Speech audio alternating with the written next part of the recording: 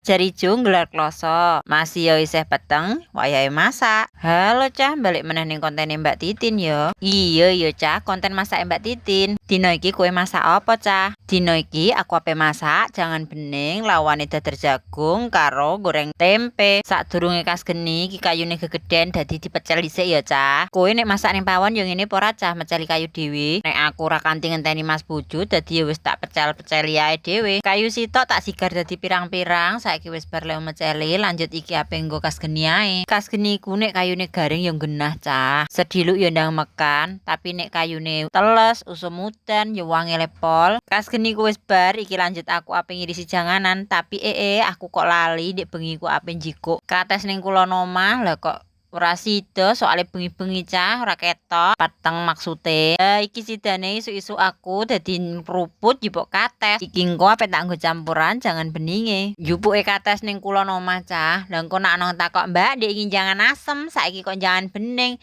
Iya Cah, ancene blenger perdagingan. Masak daginge tak skip dhisik. Daginge tak kon semai dhisik ning jero kulkas Cah. Nek aku yo asline seneng kaya ngene iki Cah, jangan bening, goreng tempe, nyambel nek dipangan suweg ora seliliten. Lah tapi yo jenenge entuk rejeki, masa ape ditolak. Daging kurban entuke kan angger pendak taun. Tapi tenang Cah, sesuk nek aku masak daging kowe tak kabari yo. Nek menawa kowe ape melu masak Cah, katesku wis tak oceki kabeh, langsung tak irisi. Tak rajang ora patek lembut wong ape dienggo jagan bening kok. Bariku lanjut ngirisi bayeme, iki mang bayem leh kutuku rego 5.000. Nek menurutmu ngene iki larang apa ora Cah? Bayem karo katesku wis tak irisi kabeh. Lanjut iki ape tak umbah ben resik. Engko nek mbok arane ra mbok umbah, Mbak. Bariku banyu godhogane wis umo, bawang brambange dijegurno, terus karo katese dijegurno pisan. Sambil ngenteni katese medhok, ayo ngucaki tempe. Iki engko ape tak goreng biasa ae Cah, ora tak glepungi. Tempe buntel dong jati ngene iki enak lho Cah, kowe tau mangan ta ora? Sadurunge digoreng, iki tempene digareti ya Cah, engko terus dicemplungno bumbu ben meresep. Iki tak kae bumbu sing pol simpel yaiku nganggo royco tok Cah karo banyu. Wis ora usah ditambahi apa-apa, iki engko wis gurih Cah. Jangan bening iki ora lengkap nek ora nganggo sambel, dadi iki muteti lombok ya. Delok katesku iki wis medhok, langsung ae bayeme tak jegurno pisan ning jero omprek. Udeg-udegen kecampur rata, aja lali dibumboni uyah. Alah lah kok nyiprat kabeh. Terus tambahi gula Cah,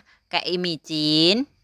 Tambahi royco barang ben cedhek, tapi micine aja akeh-akeh. Jangan ku wis umup, iki genti ape nggo goreng tempene Cah. Tempene wis tak lupno bumbu rada suwe, iki engko digoreng sedilok, terus diwalik, langsung dientas ae nek wis mateng. Ganti nggo goreng dadar jagunge. Tak sambil ngringkesi luruan ae lah kok wis mateng kabeh lawanku.